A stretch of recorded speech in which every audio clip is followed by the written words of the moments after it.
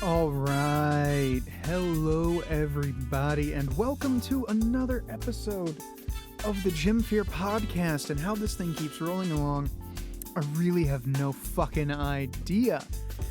But I am grateful that you guys do show up week after week to listen.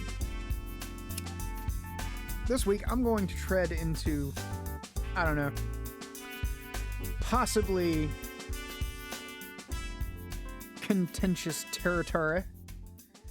And, well, you know what? First off, you guys are probably noticing a little bit of a shift in sound quality. I got a new microphone.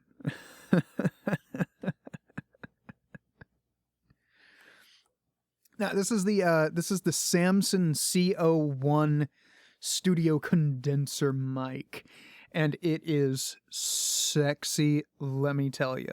Like, look this shit up on Amazon.com and tell me you don't want to just stick it up your asshole. Alright, bad jokes aside. No, please do not stick your microphone up your asshole. It probably will not work anymore after that.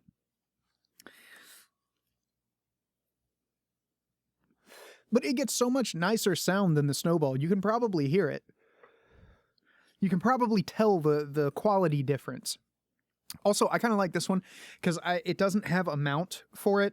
Like, it came with one of those little things that connects to one of those bendable arm things. So I had to buy like the struggle to get this microphone to fucking work. It was real as fuck, y'all. Let me tell you about what I had to go through, all right? So I worked those 2 weeks of overtime to get the money to buy this microphone, right? Thank you for trying to be quiet. But I worked that 2 weeks to get the money to buy this microphone, okay? And I finally get it, and it gets here, and it's in this nice little plastic case, right? And it's hard plastic. It's like, you could throw this thing up against somebody's skull, and the microphone's going to be fine. It had, like, nice little foam inside of it. This thing was purty, let me tell you. And I had gotten a XLR to USB cable so that I could, plug this directly into my computer and let's fucking do this. What I didn't know is that the Samson CO1 requires phantom power.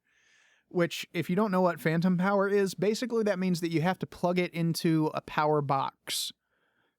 And then plug the power box into your computer to get the microphone to work. So I had to go and spend, like, I'm kind of being a dick. I joined, I did the free trial for Amazon Prime, and I went into the settings and make sure that they have to notify me before they renew that shit, because I don't want them to pull $100 fucking out of my bank account for a service that I'm probably not going to use. But yeah, I signed up for the Amazon Prime thing because they give you free 2-day shipping, and it reduced 1-day shipping down to like $6 or $7. So I got the power supply here. It just came here today. I hooked that shit up. I did some tests. I found out where the sound cone is for the microphone so that I could figure out where I needed to position the microphone and where I need to put my face in relation to the microphone. And I'm so excited to be working with this thing. Oh God. I had to turn the input volume almost all the way down because the way that, well, I go by ACX rules, and the way that they tell you to do it is you take your thumb and you put your thumb on your chin, right? And then you put your pinky finger, like you extend your pinky finger, like you're doing the "what's up, dude" surfer shit. And then you put your pinky finger on your microphone, and you want to stay about that distance away from the microphone so that you can get really good sound. And I usually go by that rule when I'm podcasting or recording for my narrations and shit like that. And this thing picked up everything. It was just, God, I don't know. It sounded like I was swallowing the microphone. But I got all the tests worked out, and everything should be working fine right now, just so long as I don't raise my voice too much. Which I might, because I might get excited. You never know. You never know. This is one of those things, like, I was just thinking about some stuff at work today, because today was my day where I didn't listen to any audiobooks because the memory on my fucking phone is full. So I went to listen to some of the podcasts that I had let accrue for a while, and I need to unsubscribe from some shit. But it's really, really cool to have all of this free audio to just sit there and listen to, especially when they get such good stories. And that's one of the things that I kind of wanted to talk about today is, like, if you guys listen to podcasts, you should go check out Lightspeed Magazine. They have a free podcast on iTunes. No, I'm not getting paid for this, and they're never going to pay me, probably, because I'm about to talk a little bit of shit. But Lightspeed usually has really good narrations. They have really good audio quality, and they get really, really good stories. I mean, really good stories. Like the one that I listened to today. Let me see if I can actually find the damn thing. Let me see here. Lightspeed Magazine. I will find it. I will find it. Don't you fucking worry. Don't you worry at all. It's in this phone somewhere. There it is. Let me make sure I pronounce this right. Salto Mortal. Apparently that's the no, stop playing. Apparently that's the luchador finishing move when they jump off of the top rope. And it was a really, really cool story, guys. Like, I highly recommend just listening to Lightspeed in general, but this story was particularly good. But they're doing this thing called People of Color Destroy Science Fiction, and that's their issue for the month. And, you know, fine, whatever. You know, there's lots of great people who write science fiction and who narrate science fiction from all walks of life. And that's, if you want to have more of those people in the genre, then good on you for actually doing something proactive, man. I wish that there was more of this, honestly. Instead of all of the bitching that I see all of the time about how, oh, there's not enough women in science fiction. There's not enough, you know... I came this fucking close. You can't see how close my fingers are, but... But trust me, they're really, really close together. They're touching. I came that fucking close to saying there aren't enough colored people in science fiction. And I'm sorry about that. I really and truly am. But that's what the phrase people of color puts me in mind of. It sounds like that racist shit my fucking grandma used to say. You know, them colored people. What the like, the whole people of color thing is just, it looks like a nicer way to phrase colored people, but it's essentially saying the exact same thing. And it pisses me off so badly. You're not colored, okay? You're not a person of color. You're an Indian. You know, you're black. You're Latino. You're Mexican. You're Guatemalan, whatever. You're Japanese. You're not a person of color. That's just a shitty trick to divide the world into white people and everybody else. And it sets up this power dynamic where the white people are always, like, doing everything, and they're the evil masterminds, and they're putting everybody else down, and the people of color have to rise up and throw off the shackles of the evil whitey.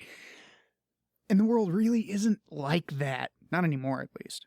Not in America. But the whole people of color destroy science fiction thing, it's not a bad idea, because the stories that they're getting is really good. I'm not even going to kind of fucking lie. The two that I listened to today were I want to say it was Salto Mortal, and there was one other one, A Good Home.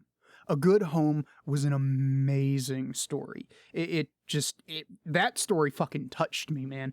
It was about this guy who adopts a war model android, right? And the android has, like, PTSD because it's sentient. Like, in this story, in the universe of the story, we fucked up and we gave the machine sentience. And now we kind of have to deal with it. And this was a really, really interesting take on that kind of mental disability. and the guy learns how to communicate with the android through like Scrabble, essentially. And it's just a really, really awesome story, and you should go and listen to it. It was really done well, and the narration was great, and it was just pizza pie, cheddar, absolute cheddar. Now, the other story, the Salto Mortal, was like the whole time I was listening to it, I was like, okay, so when did Lightspeed magazine become Lifetime magazine?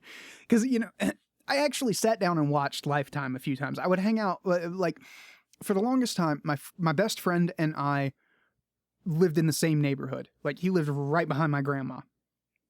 That was where his parents stayed. So I would go over there and I would hang out with him. And I would hang out with his mom, because his mom was cool as shit. Like, she was smart as fuck. Like, she had lupus. So she was on pain meds all the time, and she always had something fucking wrong with her. But she was real as shit, and she didn't mince words for no fucking body. You know, nice, good Christian woman, but, like, she would let you fucking have it. But she watched Lifetime a lot. So I would go over there. Sometimes I just went over there to hang out with her. Like, my friend wasn't around. He'd be coming home in a couple hours. So, all right, well, you mind if I hang out until he gets here? And I would just sit with her and talk with her, and we'd watch, like, Lifetime Network or whatever the fuck they had on. That was actually how I got to see Ronald Reagan act for the first time, and it turns out Ronald Reagan was a really good actor. Sorry, I had something fucking floating in my wine. No idea how that got there.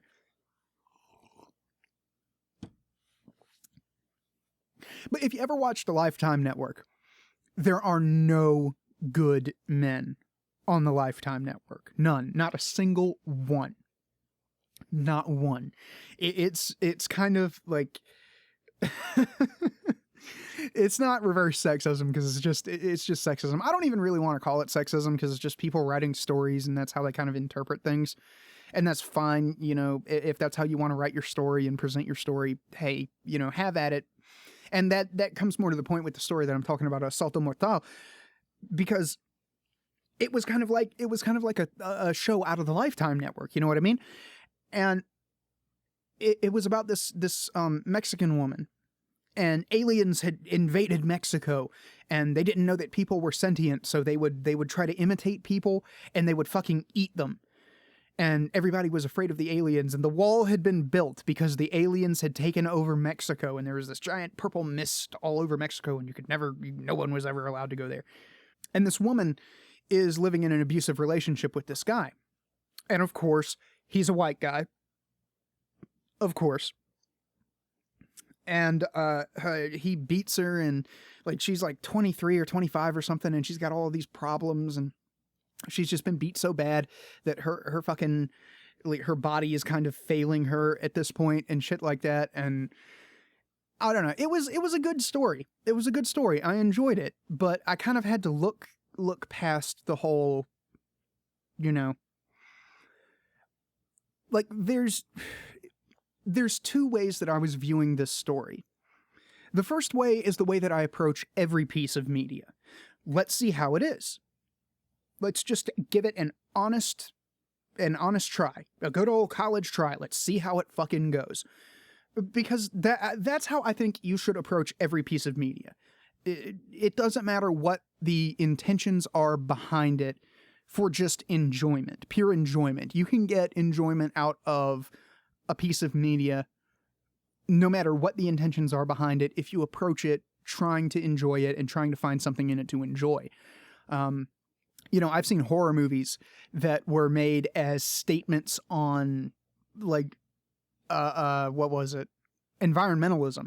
Like, there's a horror movie out there, I don't remember if it's called Trees or what, but the sap of these trees basically turns people into zombies, and it takes place at a logging camp, and it's this big statement on environmentalism. And like George Romero's Night of the Living Dead was a statement about how, like, people are the real monsters and shit like that. But you don't have to take it with the statement in mind. You can just watch it as a movie about zombies, or this tree sap that turns people into zombies, and enjoy it from just that base level. You don't have to go any deeper. And that was kind of the way that I tried to approach this Salto Mortal story. And I apologize if I'm pronouncing that wrong. I'm really trying to pronounce it properly, but I don't speak a whole lot of Spanish. Like, I can curse. I can curse in Spanish. That's about it. I can tell when somebody's insulting me. And I think I can ask for the bathroom and beer.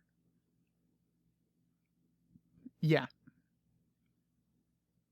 Yeah, I can get, I can curse like a sailor. I can ask for beer. I can ask for tequila, and I ask where the bathroom is. Those were the three most important things I needed to know.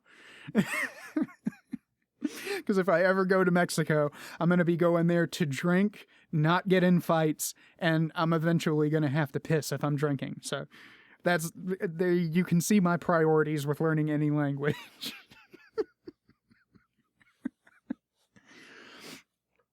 And that was the way that I tried to approach this story, though, right? You know, I was just trying to look at, okay, this is a science fiction story about this woman in a battered relationship, and that happens. I'm not saying that that doesn't happen. You know, that's a very, very plausible kind of base point for the story. Because it fucking happens. You know? But, and by itself, just looking at it by itself and stripping it of political context and shit like that, because you can tell, like, if you just scratch the surface on this one, if you just, like, turn your brain on for a second, this is, like, a big statement about how, like, white men are the devil.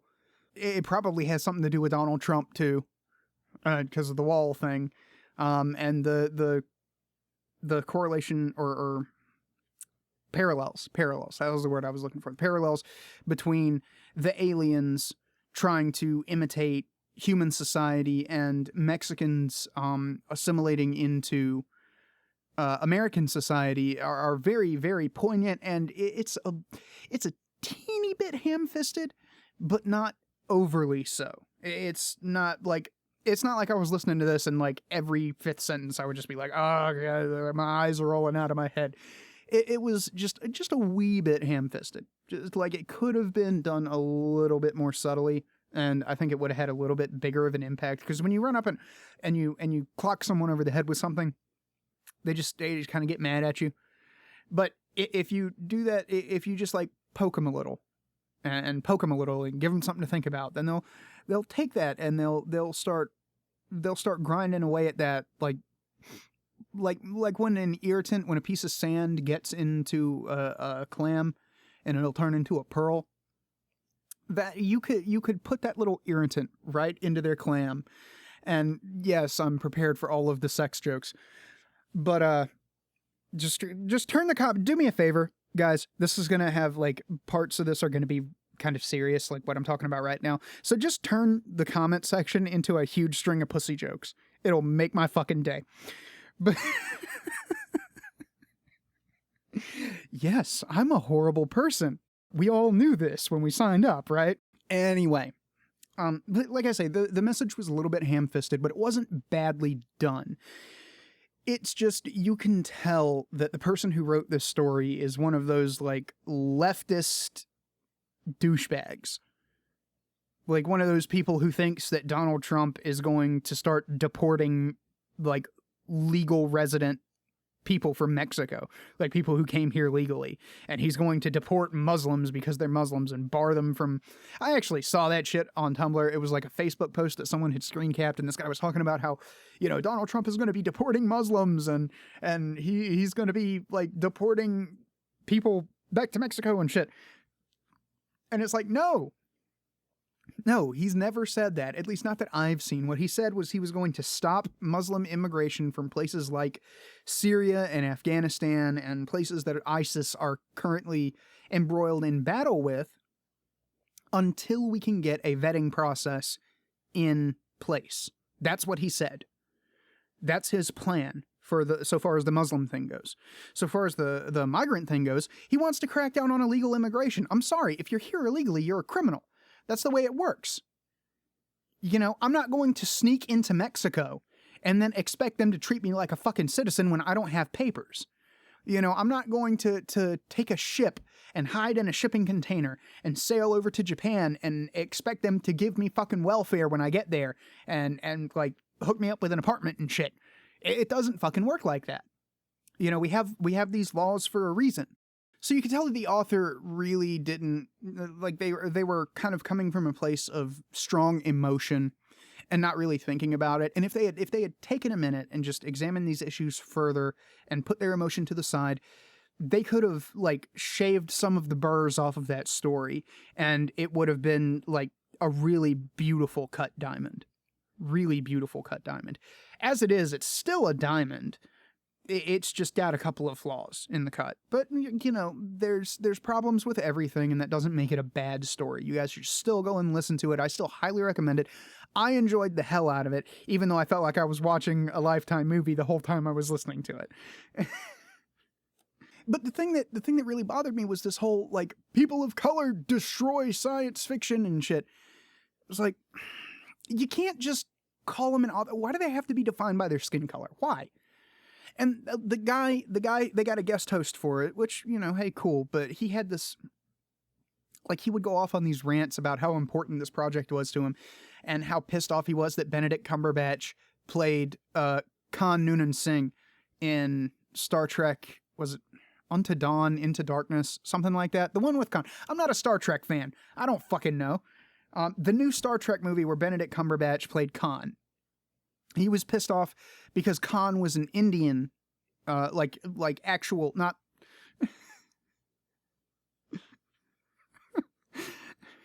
I'm about to piss off everybody. Not forehead, not feather Indian, but forehead dot Indian. But he wasn't played by an Indian guy, and I can see that. I can see that. You know, I would honestly, that makes sense to me, because I get pissed off about the whole, like, Idris Elba playing Roland, the gunslinger in the Gunslinger movie. And it's not that I think that Idris Elba can't get that Bombardier stare, that 1,000-yard Clint Eastwood stare, you know, man with no name kind of shit.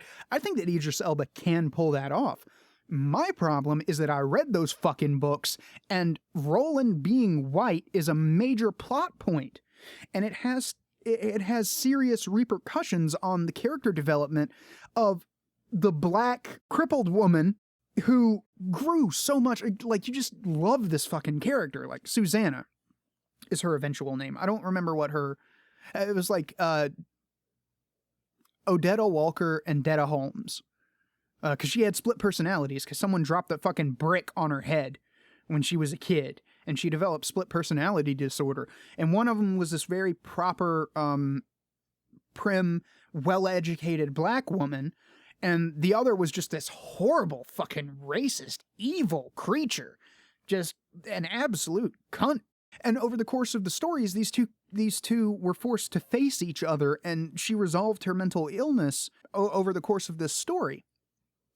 And it was really, really beautiful. But yeah, I think Stephen King did a really, really good job with that. I'm gonna have to go and read those books again. I got the audiobook of The Gunslinger. I'm gonna work on picking up the rest. I'm going through the Drizzt books now, because I haven't read those since high school, and it's just taken me back so far. All I want to do is go play, like, Champions of Norath right now. But when you make a character like that, like, so far as I know, and, like, Trekkies, Trekkers, whatever you fucking faggots want to call yourself, I shouldn't talk shit because I'm planning on getting into Trek. I have to start at the beginning. Like, that's how I do everything. Whenever I got into Doctor Who, like, my brother showed me some of the new ones with Tennant, and I was like, all right, this is pretty fucking cool. Where does this start? 1963? Fine, let's go do this shit. And I went out and I looked up the old Doctor Who show, and I like it better than the new one, honestly. That might be because they did more historical shit instead of, like, crazy sci-fi, because they didn't have the budget for lots of crazy sci-fi. But yeah, I have to go back to the very beginning. So I'm gonna have to go and watch the original, and then, like, the Next Generation, and then, you know, continue on, and I work my way through the shit series, because there's one, I don't remember the name of it, but there's one Star Trek series that's absolute dog shit, and everybody hates it. But unless I missed something, and I may have, because I haven't seen the original movie, I don't think much of the character development or, like, the plot centered around Khan being an Indian. So you kind of have to take context into account. And if I'm missing context, then hey, correct me and I'll shut up. I'll issue a retraction next podcast. I'll let you guys know that I was fucking wrong about this. I have no problems being wrong. I'm wrong a lot. All of us are. You know, you just have to be willing to own up to your mistakes and admit them, which I try to do. But like looking at the plot of that movie, not Into Darkness, the original one, Wrath of Khan, I think was the name. From what I know of it, I don't think much of the plot or character development or anything really centered on the fact that Khan was Indian. It was just he was Indian. So, like, taking a character like that and just race bending him, it's fucked up. It's fucked up, but it's not going to have that much of an effect on the story. I don't think. And I could be wrong. But the guy at Lightspeed, his point was that he would have liked to see an Indian actor play that role. And I agree. If you're going to have characters that are of a specific race, then you should try to get people of that race to play them. And only in dire circumstances should you get somebody else to do it. Like, if you're going to have a Mexican in your movie, try to get a Mexican guy to play him, or a Mexican woman. At least try, or someone who can fake Mexican, like some other Latino that can fake Mexican, like a Honduran or a Cuban. But making a white guy look like a Mexican it's a shit move, especially if you could find a Mexican actor or actress. But the whole thing with Roland, though, is that, like, part of the character development is that Susanna, at the beginning of her, kind of insertion into the story, which was a drawing of the three, if I remember right, she was just horribly racist towards him. Like, she hated the fact that he was white. She was scared of him, in part because he was white. And she would just hurl all of these fucking racial epithets. And, I mean, if Eddie is still white in the movie, then I can see that kind of still working. But, some of the most memorable moments in Drawing of the Three, apart from the gunfight where Eddie was naked and, like, had that dude's head, were the parts where she was railing into them because he was white, and she was crawling towards him at night because they had tied her down, and she had got loose and she was gonna kill him. Like, she was gonna plug him with his own gun. And she was just talking all kinds of shit in her head about how she's gonna kill her a white faggot tonight and shit like that. It was unreal. And it kind of undermines her character. It has an effect on the rest of the story when you change Roland to a black guy. Once again, I think Idris Elba could do a great job with it. I'm just concerned about how Susanna's character development, because that's not really going to affect Eddie Dean all that much, but Susanna's character development in that story could be very much deeply affected. And if they're going to continue this and do, turn the whole series into movies, which I would fucking love. I don't even fucking care if they keep Idris Elba the whole fucking time. Fuck it. I kind of just want to see The Dark Tower made into a movie, But I don't fucking know. It seems petty to be worrying about that kind of shit. I mean, I like to think that I have good reasons for being concerned over Idris Elba playing Roland. And once again, I'm not against the idea if they work it right, but they're going to have to do some serious reworking and deviation from the source material to do that. And that's what concerns me. I'm not too certain about the whole, like, Benedict Cumberbatch playing Khan having a serious effect on, like, the story and character development and stuff like that, simply because Khan is not Indian anymore. One thing that I really just don't understand about this is, this mentality that people like this have, where they have to see themselves represented on screen to be able to identify with characters and shit. That never happened for me. I mean, when I was coming up, one of my favorite fucking characters who I took a lot of kind of life philosophy from was Driz Do'Urden. The guy's not even human. He's a dark elf. But because the stories are largely told from his perspective, especially like the Dark Elf trilogy, I want to say, is the one where it tells the story. The Dark Elf trilogy. Yeah, that was it. The Dark Elf trilogy was like Homeland, Exile, and Sojourn, where it tells the story of his birth and his life in Menzo Berenzon and him coming up, like, and how he just hated the world around him, and he wanted to work to change it, but he knew he couldn't because he was just one man or one drow, and everybody else acted in this way, but he knew it was fucking wrong, so he kind of made a stand and left. It just, like, that kind of shit. Also, the way that he acted, the kind of, I guess you could call it chaotic good that Drizzt Do'Urden was, really kind of had an effect on how I view the world. Like, I didn't have to say, oh, he's a white guy, I can identify with that. If I wanted a white guy in the story, I could identify with Wolfgar. But Wolfgar's like 7.5 feet tall and built like Arnold Schwarzenegger's roid-infested cousin. You know, he's this big, strong guy who's a gentle giant, and he could make people do what he wants, but he doesn't because he's smarter than that, and he understands that respect is earned, not given, because of physical prowess and shit. Like, I don't, even Cadbury and Regis and Bruner. Like, I didn't need these people to be human and white and male to identify with them and learn lessons from them. You know, I grew up with science fiction and fantasy novels that had a very, very heavy emphasis on it does not matter what a person's skin color is, it doesn't matter what race they are still a person, and they can still teach you valuable things. So I would watch shows like, I don't know, just pulling randomly from my childhood here, like The Proud Family or Static Shock. Static Shock was great. They need to start syndicating that again.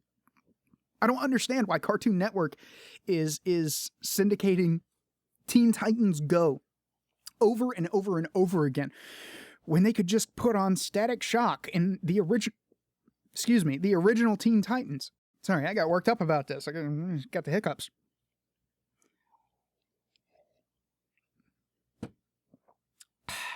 That's better. Sorry about that, guys. My cat just jumped onto the audio tent, and the microphone is now attached to the audio tent, so I can't really move to get her out. So if you hear weird shifting, you know, I'll do what I can to get a shock mount so that it'll reduce that for the microphone. But anyway, I grew up with these stories about these great people doing great things and being good people and really teasing out moral philosophy through the course of these stories. And I never needed them to be white and male to identify with them, or straight, or anything else. I just took them as people and reacted to them and learned what I could from them. You know, they didn't have to look like me for me to identify with them. And maybe there is something to the idea that, oh, I grew up in a world where most people on screen are like white and male. Fine, whatever. Maybe there is something to that. But that doesn't change the fact that I went out of my way to watch shows and read books and all of this other stuff about people who didn't look like me, and I never had a fucking problem with it. I didn't look at a show like The Proud Family or what was the name of that Eddie Murphy show back in the day, the claymation one. That shit was banging. You guys know what the fuck I'm talking about. Like, hang on. I'm actually going to have to look this up now because this is bugging the shit out of me. And,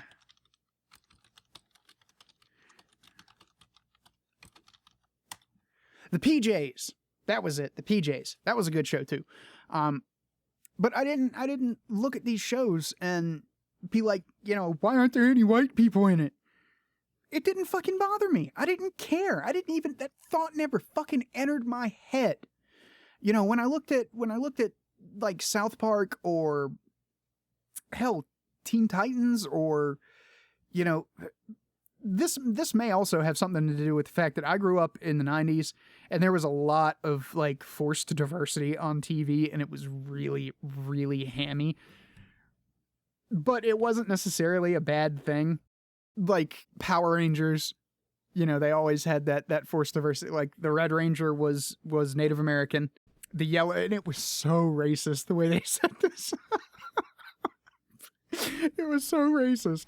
No one caught on. No one caught on. That show went on for like 5 seasons, guys. 5 seasons, and nobody caught on to that shit. But like the Red Ranger was a Native American guy, and yes, that guy is Native American. You can go fucking check. The Pink Ranger was the white girl. The Yellow Ranger was the Chinese girl. She might have been Korean. I'm not sure. Let me see. I think I still remember her name, but yep, I do remember her name. Oh no, she didn't die. Oh my god. Oh my god, guys, the Yellow Ranger is dead. She died in 2001. Holy shit. How did I not find this out before now? Turns out she's Vietnamese, by the way. Oh my god, now I'm sad. That sucks. Holy shit. Well, goddamn, now I'm just in a bad mood all around. Fuck. I should at least learn how to pronounce her name. Okay, you know what?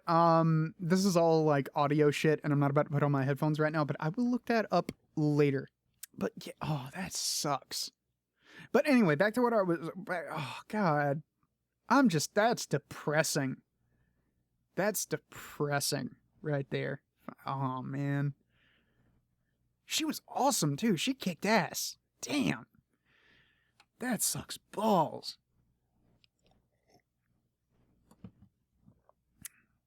You know, because I didn't know, this one's for you, girl. Damn. Damn. But yeah, the Blue Ranger was the nerdy white guy. So that's 2 white people on the team. And then the Black Ranger was the black guy. Mastodon! Hell yeah. Zach was the shit. But, yeah, I grew up in that age of, like, forced diversity where you're, like, every show had to be fucking inclusive or whatever. And it was... I mean, there might be something to be said for it, you know, so far as, I guess the way to put it is acclimating people to people of different skin colors. Because, you know, that's kind of fucking weird. You know, like, put yourself into a child's mind. Go back to the place where, you do a Beavis and Butthead, go back to the place where thinking begins, and just think about, like, okay, you're whatever color you are. You've been around people who look like you all your life. Your family, if you go to any religious institutions, then they're probably all the same color as you. And then one day you see a black person or a white person or an Asian person, and you're just like, what the fuck? But you're just like, what's wrong with them? Is there something wrong? Do they need help? You know, you don't really know how to react to that kind of thing.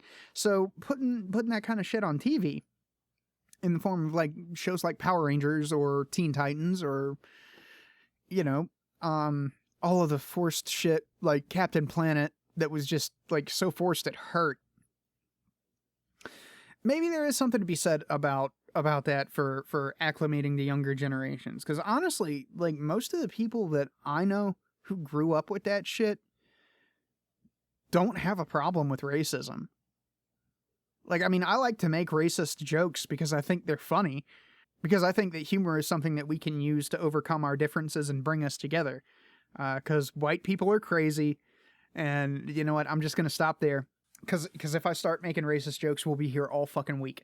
But making our differences a source of humor is a good way to make them seem not as divisive. Not such of a bad thing. You know what I mean? Like black people in church, like black Southern Baptists. If you've ever been into a black Southern Baptist church or seen a black Southern Baptist church, they go off. Them people love them some Jesus. And God help you if you get between them and their Jesus. They love them some Jesus.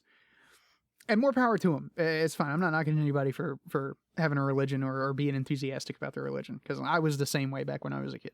Not quite like jumping around and shit. Church for me was more of like a respectful, quiet place. But hey, they turn it into a fucking party and good on them. Honestly, if my church was more like that, I might still be there. You know, get up and dance and have fun and shake our ass for Jesus and then go have like a potluck dinner or whatever. This is be badass. I imagine that's really, really fucking fun.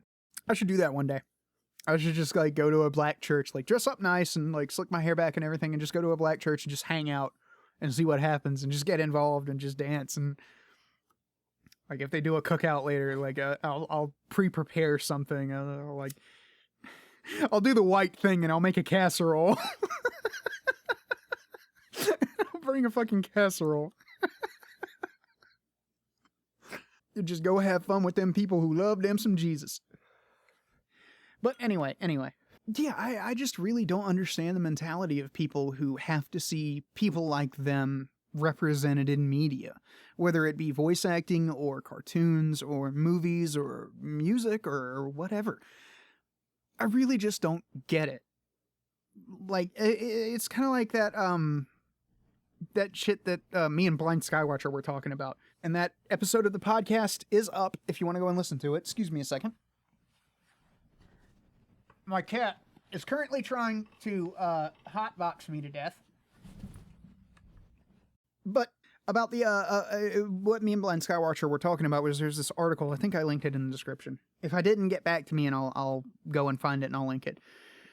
But about like black people in punk music was the name of the article. And like, yeah, there were black people in punk, but at the same time, black people were kind of off doing their own thing. They were making hip hop music and they were making rap and shit was live, yo. It was gold back then. Like back in the early 80s, you had like Run DMC and NWA and shit like that. And in the 90s, shit just exploded. And you had groups like fucking Wu-Tang Clan and UGK and shit like that. It was just, well, hang on, let me check that because I don't want to be wrong and lose my hood card. 87. Holy shit, they formed in 87. I did not know that. Yeah, UGK is awesome. Underground Kings. Go look them boys up. Oh god. Like, you think that piddling shit that they market nowadays is rap? Go listen to UGK and tell me them motherfuckers ain't live. But they were kind of doing their own thing. So, I really don't get it. Like, there's examples. There's going to be black people who are interested in heavy metal music. There's going to be black people who are interested in punk music. You can go and find them and listen to them if you're really that fucking concerned about it. But when you get into this identity politics thing, you risk supporting someone who doesn't deserve it. Like, let's look at Fishbone, for instance. Fishbone is a ska punk group made up entirely of black men. Okay? And they are amazing. I've talked about them on the podcast before. Fishbone is fucking incredible. If you're not listening to Fishbone, you're doing yourself a severe, severe disservice, okay? But if Fishbone sucked, let's just alternate universe theory this for a second, okay? Say there's some alternate universe where Fishbone sucks. For those of you who listen to Fishbone, this is going to be really, really hard to imagine, but bear with me. Bear with me. If Fishbone sucks, and you're supporting them because they're black, and let's say they're the kind of suck like the Sex Pistols. And yes, fuck the Sex Pistols. I hate the Sex Pistols. The Sex Pistols suck, okay? They're absolute shit. They only ever made one good song. They are the one-hit wonder of punk bands. And that song is only good when it's played by other people. But, if Fishbone sucked, and like the Sex Pistols, they made no effort to get better, and you're supporting them just because they're black people doing ska music, then why? Why would you support something that sucks just because they're black? It doesn't make any sense. Like, I've heard hundreds of bands that are just garbage, absolute trash, and all of the people in them are white men. All of the people in them are white men. They suck. They're horrible. They're terrible. I would not piss on them if they were on fire. Their music is so bad. But if I supported them just because they were white, How would that make me any better than somebody who, like, what was that band that Sky was talking to? Screwdriver, I want to say. Hang on, let me see if that's the band I'm talking about, because there's a band out there called Screwdriver, and if they're the ones I'm thinking of, then fuck them, but if they're not, I don't want to... Okay, yeah, this is the band that I'm thinking about. If they're a band like Screwdriver, you know, why would I fucking support that just because they're white? That would make me as bad as them. You know, that would basically make me into a neo-Nazi. And I don't understand how supporting black people or Indian people or Hispanic people or Asian people or whatever, just because they are that demographic, just because they were born into that demographic, which is something they cannot control, I don't understand how supporting them is a good thing just because they are that demographic, even if they suck. Now, if they are that demographic and they're good, like Fishbone, like Bad Brains, you know, then, hey, fucking go ahead and be proud that they're black. Fine, whatever. You know, but it's still kind of fucked up to me, because I don't get to look at a band like Metallica and be like, yeah, those guys fucking rock, man. Proud to be white. Yeah, Metallica's a good example of white people playing music is Metallica. That's racist of me, right? Right? That would be considered racist of me to say that. But looking at a band called Fishbone and be like, yeah, that's a good example of black people doing ska music. That's not racist. That's supporting them and being supportive of their blackness and shit like that. It doesn't make any fucking sense to me. It blows my fucking mind that people actually think like this. That you would look at the skin color of the person performing or creating this content and say they're better or they're good or they're at least break even because they are this skin color. I cannot fit that fucking idea into my head. I don't understand how people can get locked up into that. If anybody knows out there, let me know in the comment section. I would be, honestly, I would be more than happy to do a live podcast with somebody who thinks they can explain this to me, and we'll talk about it. We'll just sit there and we'll talk about it. I'll add you on Google Plus or whatever. We'll do a live version of the podcast. I'll have to fucking download it later or whatever. To put it up on iTunes. But yeah, I would be more than happy to have that conversation with somebody, because I just do not understand. So if you think you can help me understand and you want to get that out there to my meager audience, then yeah, I'll sit there and I'll have that fucking conversation with you. And I'm not going to treat you like shit. And I'm not going to like try to beat you over the head. I just do not understand. I cannot wrap my head around that concept. And if you can help me wrap my head around that concept, then you know, maybe there's something for us both to learn there. So just like get in touch with me in the comments of this video and we'll talk it out and we'll see what's up. But it just doesn't make sense to me. And that's all because I'm talking in circles at this point. That's all I'm going to fucking say about it. So, another thing that I did today was I got into a hankering for fucking Weird Al. And I didn't want to fuck Weird Al because that would be weird. Or perhaps strange. But I started listening to a bunch of his polka mashups that he does. And in my opinion, those are some of his best work, because that shows the kind of talent where he can take all of these songs, add polka to it, you know, mix them all together, add polka, and come out with gold. And I do not understand how he fucking does it. That's beyond me. I don't think I'll ever be able to understand, but Weird Al makes some of the best fucking polka, and it's not even a parody. It's just a polka mashup. It's just there's a word for it. There's a word for when you take a bunch of songs and you medley, that's the word. It's just a medley put to polka, and it's banging. So I got it in my head that I wanted to listen to this. And he only has, like, I don't know, once every few albums he does one of these things.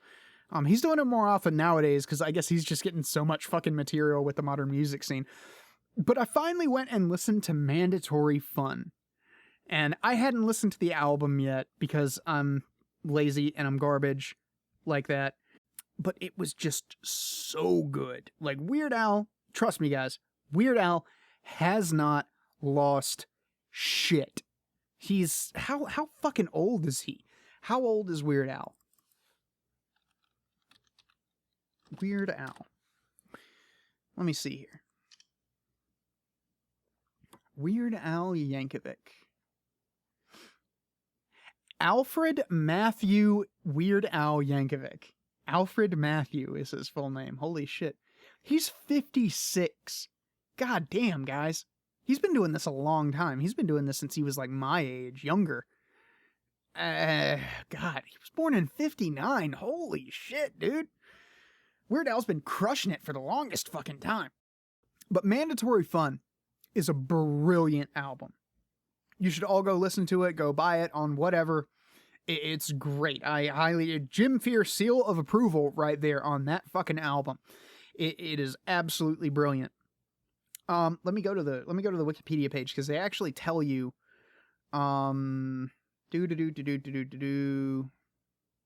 reactions from original artists. Oh, they have the negative reactions. This should be fun. Oh yeah, there was the Coolio thing. That's all. That's really the only one. They only have two. They only have the Coolio thing and one for Eminem because he didn't want Weird Al. He let him make the song, but he didn't let him do the music video because he thought the video would be harmful to his image. Apparently, refused parodies. Prince refused Weird Al. How do you refuse Weird Al Yankovic? That's an honor. If Weird Al wants to parody your music, that means that you fucking made it. That's a sign. That's a sign from God right there. Apparently, James Blunt's label Atlantic Records rescinded permission for You're Pitiful, and Weird Al just apparently this is awesome. This gives me so much respect for Weird Al. He released the song as a free download on his MySpace profile, as well as his official site, and plays it in concert since it was not Blunt himself objecting to the parody.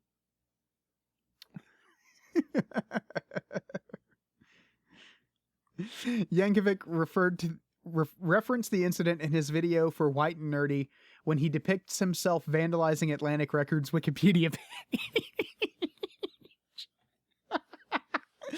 Oh my god, the balls on this guy. The balls on Weird Al, man. Let me see here. Discography. Here we go.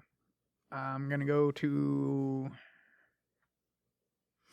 film. No, we don't want his... He was in quite a few movies, apparently. Awards and nominations. No, where do we go with his filmography? Discography. Here we go. Mandatory Fun. Holy shit, this came out 2 years ago. I didn't even know. I'm so fucking behind the times, guys. I'm so fucking behind the times.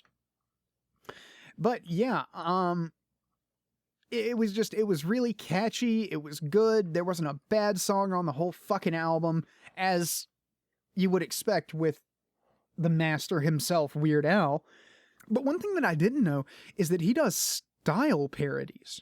And I thought that was really weird. And I didn't catch it until, was it Mission Statement? Yes, it was Mission Statement. Which is another great song. But Mission Statement, I was sitting there listening to it and I was like, why is he parodying Crosby, Stills, and Nash?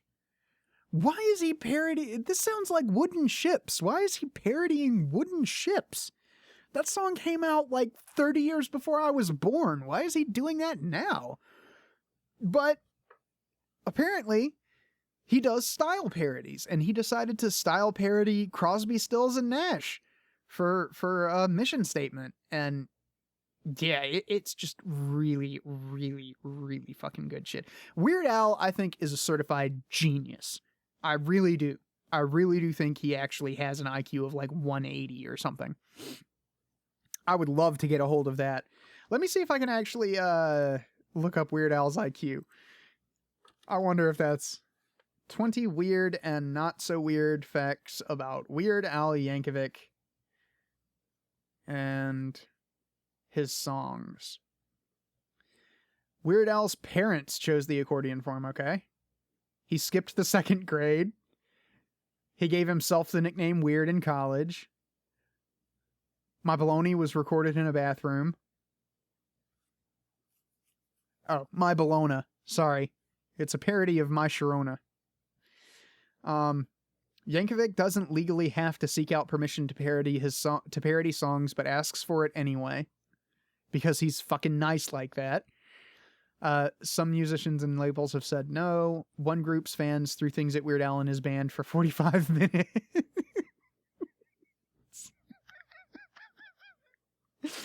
Hold on, this one is too good. In 1982, Weird Al and his newly formed band played at their first major gig, and it was a profound disaster. The band opened for then-popular new wave band Missing Persons at the Santa Monica Civic Auditorium, where they were on the receiving end of assorted thrown objects for their entire 45-minute set. Yankovic remembered his band scrambling for the loose change as soon as the curtains went down. The ignominy didn't end indoors. I was walking to my car in the parking lot, and this 12-year-old boy comes up to me and says, "Are you Weird Al?" I said, "Yes," and he said, "You suck!" That was the capper of the evening. After that, the band agreed to never play as anyone's opening act and to just be the headliner of smaller shows, a rule they wouldn't break for 5 years until agreeing to open for the Monkees in 1987. Their fans were far more civil. Well, I mean, it's the fucking Monkees. How are you gonna refuse to open for the Monkees? You know, if the Monkees wanted me to just get on stage and talk shit for straight 45 minutes, I would fucking do it. It's the Monkees. How are you gonna say no to the Monkees? I Lost on Jeopardy helped put Jeopardy back on the air. Maybe. Like a Surgeon was Madonna's idea? No, that's not true. Reportedly, Madonna and an unnamed friend made history while talking one day. Madonna wondered aloud when Weird Al would turn Like a Virgin into Like a Surgeon. The friend was a mutual friend of Yankovic's manager, Jay Levy. Levy then told Yankovic, and soon it became the first single and video from the Dare to Be Stupid album. It was the first and last time a musician successfully offered a suggestion to Yankovic, who openly discourages people from giving him parody ideas. Michael Jackson was a big fan, but he wouldn't let Al record a parody of Black or White. Snack All Night. That sounds like a great song. Why would he say no? Weird Al wrote a song in 1986 called Christmas at Ground Zero. Nirvana revitalized Weird Al's career. After the commercial failure of 1989's UHF, despite its Neverland Ranch popularity. If you guys have never watched the movie UHF, go watch UHF. If you have to torrent it, buy it on Amazon, whatever. I don't fucking care. Go watch UHF. UHF is one of the most brilliant pieces of cinema ever made. And it is criminally underrated. Also, it has the special effects guys from Pee-wee's Big Adventure. You remember when he was in the, Pee-wee was in the truck with that ghost trucker lady, and she was like, you know, when they pulled him out of the wreckage, he looked like this, and she turned, and her face, like, bugged out, and Pee-wee freaked and jumped out of the truck. They got those guys to do some of the effects for UHF. It was, oh my god, it was so good. Go watch UHF. It's brilliant. Yankovic returned to the studio in June 1990 to record original songs for a new album. When it came time to record the parodies, he ran into a problem. There was nothing good to make fun of. After getting turned down by Michael Jackson with Black and White, Al was open to discover Nirvana's Smells Like Teen Spirit, which Yankovic changed to Smells Like Nirvana. The song made fun of the fact that it was nearly impossible to understand Nirvana singer Kurt Cobain's words. The Nirvana album Nevermind and its instantly iconic cover of a baby chasing a dollar bill underwater gave Al the concept for his album, which he titled Off the Deep End, alluding to the cover art of Yankovic swimming after a donut on a fishhook. In the Smells Like Nirvana music video, Al even used the same janitor in the Smells Like Teen Spirit video, as well as some of the cheerleaders. I did not know that. That's pretty cool. Prince has repeatedly refused to be parodied and doesn't want Weird Al to even look at him. Eminem denied permission. Yeah, we found White and Nerdy is the highest charting song of Weird Al's career. Weird Al mistakenly thought Lady Gaga did not approve of the Born This Way parody. Don McLean has confused his own song with Weird Al's version in concert. Oh my god.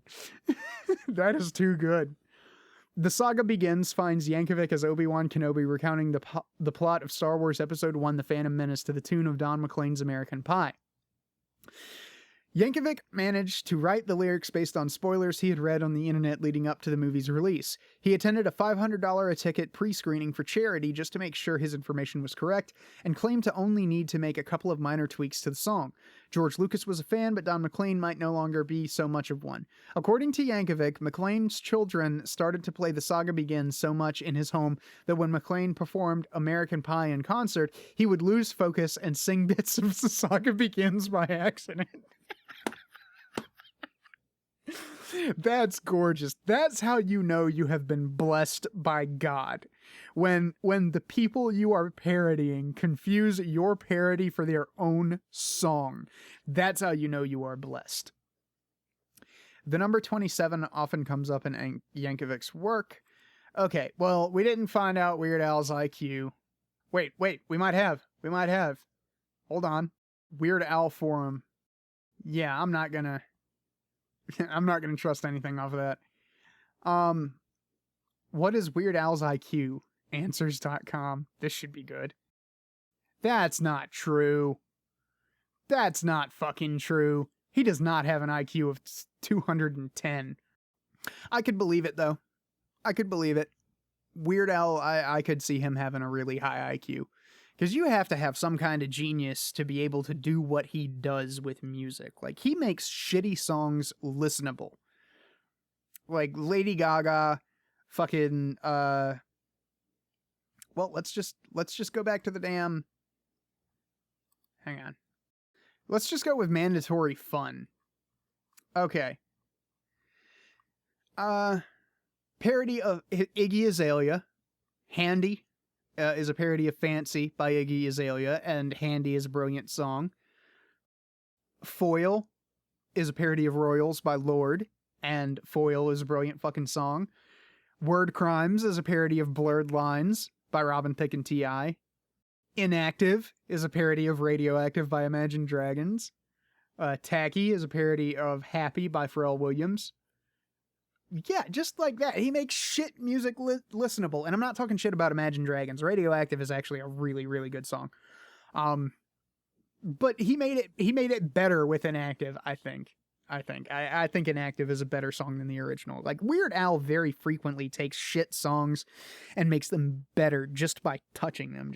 That motherfucker's got the Midas touch right there. He's just, bing, suddenly gold. Suddenly this is listenable. And one part that I wanted to kind of talk about when I brought up Weird Al is his band. His band really does not get enough credit. Like, if you ever watch those motherfuckers live, those are some of the most talented musicians in the industry right now. You might think I'm joking. Weird Al's band, like, usually when a band forms, they have a style. Like, Faith No More has a style. Fishbone has a style. All of their songs kind of follow this general pattern of what their sound is. You know, Metallica plays metal. Steve Miller Band does Southern rock. You know, Drive By Truckers does Southern rock. You know, they all have this style. Every band has this style that they conform to. Weird Al's band does not have a style. Does not. They can switch styles at will. They can go from playing the style of the Foo Fighters to the style of Crosby, Stills and Nash to the style of Imagine Dragons to the style of the Pixies to the style of Pharrell to the style of Lady Gaga to the style of Robin Thicke. They just switch. They bounce all fucking over the place. You have no idea how difficult that is for musicians. Especially the polka stuff. Like, I know that polka isn't cool and shit like that. Nobody listening to polka. The way that Weird Al does polka, okay? That band behind him does so many music style changes and timing changes within the course of one 4.5 minute song that it just blows my fucking mind how those guys are able to be crashing all over the place and then come down and do jazz. That's not right. You have divine powers. When Weird Al put his band together, he knew what he was fucking doing. And they go on stage and play that shit exactly how it sounds on the album. And the incredibly vast majority of that stuff is created with actual instruments. Like 99%, well, I would go so far as to say 95, because some shit you just have to synthesize. Sorry, purists, there it is. Some of this shit you just have to synthesize, but like 95% of the shit that happens on stage when Weird Al and his band take the stage is real instruments, and those guys can sing, and they're just really, really good. Like, I would kill to be able to jam with Weird Al's band just for like 20 minutes. They're fucking amazing. So like next time you go and watch this artist that you're so fucking into, you know, take into account the band behind him and how much work they put into it, you know? That's one of the reasons that I always got more involved with bands than artists. Like, I don't necessarily like the whole artist thing, and that's one of the biggest detriments to bands out there. Like, that happened with Guns N' Roses. Guns N' Roses was a great fucking band. Those motherfuckers had some of the best chemistry in the 80s, musically speaking. And then, like, certain members of the band got a huge head, Axl Rose, and the band just kind of disintegrated around them. Because they viewed themselves as the guy. I'm the reason people are coming here, and I'm the artist, and shit like that. When I don't even know if Axl Rose can play guitar. But anyway, next time you go and watch an artist that you really like, think about the band behind them, and how much work those guys put in, and how talented those guys are, and give them a little bit more respect. You know what I mean? Especially with someone like Weird Al, because it's all about Weird Al. I know he's this silly, goofy genius guy who makes all these great parodies and everything, but he doesn't play all them instruments. He can't.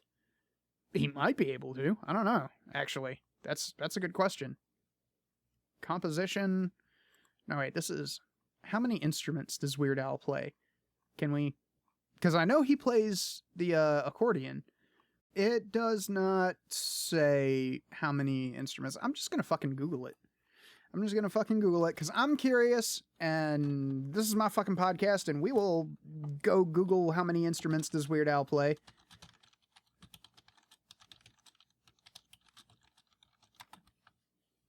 If we fucking want to. He can play other keyboard instruments, apparently, but the accordion has always been his main, I guess. From his Wikia. How reliable that is, don't fucking quote me on it, but